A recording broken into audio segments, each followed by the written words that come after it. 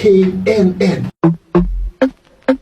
koonkan aadmiga jooga qof kasta kurbadiisiyo kaskiisuu hadlayaaho dadku waa kalamaan haddii aad kululaato halla boodin ka shee kaalintaada ka qaado dadku waa kalamaane wixii kula wanaagsan qaar baa kohanayee ha kasoomin dhegayste dadku waa kalamaane intaasi waa kaftan waanee markanna ku soo dhowaada xubintii kalamaan si aad u hesho xubinta kalamaan ee ka baxda maalin kasta radio kulmiye fadlan subscribe saar janalkan KNN waryaada kalamaan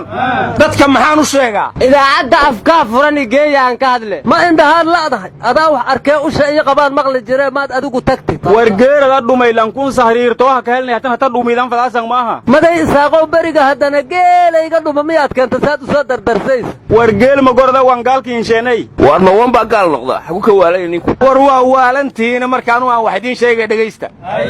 maanta golihii shacabka ayaa fariistay ayaantan golaha shacabkaan isku ogeyna aryaa magacan iska hubi war iska hubi mayne maanta golihii shacabka oo rasmiyuu noqday war maxaa iska bedelay war indha iyo dhagu yeeshay niyow wareeraha dad wax maqla ma ahidine maanta guddoomiyaha golaha shacabka hadlay wuxuuna yidhi maalinta sabtiga baarlamaanku waxaan amniga ahayn ka hadli maayo marka sabtida ayay kala caddaa doontaa inuu golaha shacabka yahay iyo inuu golaha shacabka yahay warka muhammad lamada ad sheegdi tootiya oo nagada koowdhe laakiin mayko obsaday hamiinka sabtiga ee madiina jiifada ka dambe inoo kooramka buusimo waaye war maday guluuyow bacalul adal isqaaday war maanta baarlamaanka cabdi qaybdiid baa ka hor hadlay wuxuuna yidhi dastuurkii inta badan waan soo diyaarinay inta dhimanna waxay u xayiran tahay khilaafka labada gole war maanta baarlamaankiinna waxaa ka hadlay xuseen carab ciise oo ka soo jeeda somalilan war ay somalilan ku diirsatay ayaanu ka hadlay waxaanu yidhi haddaan wadahadalka somalilan si wacan loo wadin waanu ka bixi doonnaa baarlamaankan wallaweynta markaa waanu iskaga kiin hangagaaraynaa amba hangagaar ama hunguguure haddaad wallaweyn ka tagteen daafeedaad iska joogi doontiin anugu waxaan odhan lahaa aad noo orahe nama dhahdido dadweynow digniin iyo tix baan daaha ka caddayne degdeg iyo fudayd waxaa la yidhi door ma dhaliyaane marka dulunka laysaga daydaa xaaja durugtaaye daacad iyo dadaal wada jiraa daawadaa taayaha ku dagan dagaalka iyo fidnadu waa ku dumiyaane war idinku daacad noqda oo somalilan ictiraafaniyow warnimayow hay'ad cilmibaaris samaysa ayaa waxay tiri muqdisho bishii la soo dhaafay ee maarso waxaa ka dhacay 38 qarax waxaana ku dhintay 62 qof 80 kalena way ku dhaawacmeen marka in dariiqyada la xiro si amniga loo sugo ani dacwad kama qabo aryaadaha anigu waxaan ogaaday dagaalka shabaab inuu saddex geesood yahay kan koobaad shacabkay ku gumaadayaan shabaab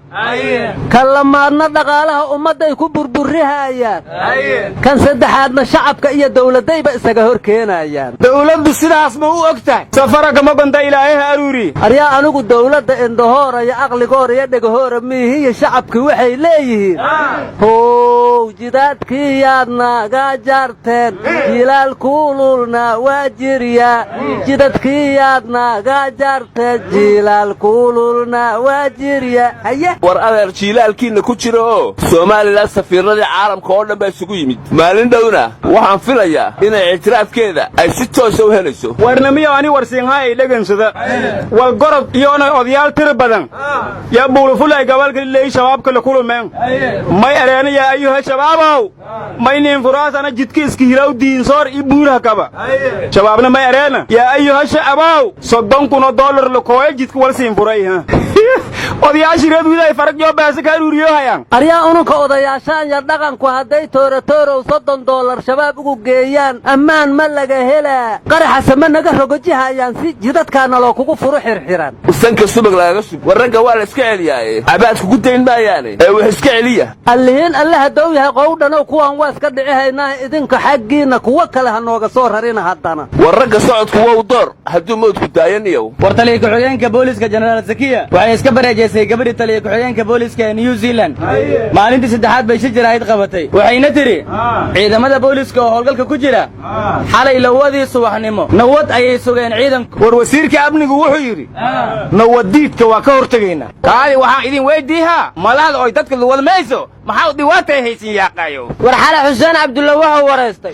gabar shalay looga shakiyey inay nin tahay ciidanka saldhigga boondheeraha soo qabtay kadibna saldhigga markii la geeyey nin waa noqo diiday hadda gabadhaa faa'iise la yidhaahdo markii la weydiiye maxay ciidanku kaaga shakiyeen shaaruba yar bay ugu arkeen bay tiri wariya ciidanka shabaab shanameed oo ka dareera la arima bilaanti shanameed oo ka dareera in sheegi gabartu waxay tiri in amniga la sugo wixii laga shakiyana la baaro waa ku qanacsanahay laakiin waxay tiri gabdha saldhigga jooga iyo aflagaadeeyey mugga ciidanka waxaan u sheegi lahay dadka siday ula dhaqmi lahaayeen in lagu koontaroolo war xalay xildhibaan yuusuf kabaalaan dhegaystay oo aanan weligay asoo idaacad ka hadlaya maqal kadibna wariyihii waraysanaya wuxuu yidhi xildhibaan yuusufow ma aada hadli jirine caawa maxaa kaa qaylisiiyey wuxuu yidhi dhibaatada muqdisho ka dhacaysa ayaan u dulqaadan waayey waxaanna rabnaa inaan u samayno maamul goboleed amnigeeda sugo lagula xisaabtamo sababtoo ah meelaan la kala lahayn amni ma noqonayso war guddoomiyaha gobolku wuxuu yidhi wiilkii bajaajlaha la dilay ee qoyskooda waa kafaalo qaadaynaa halla kafaalo qaado ma xumee dembiilihii wax dila ma la soo qabtay hee wal dabarooga aan hele war sawtiin laga codsaday inuu cadaaladda hor yimaado warwar ma haysayne maanta xaafadda isliya oo ku taalla magaalada nairobi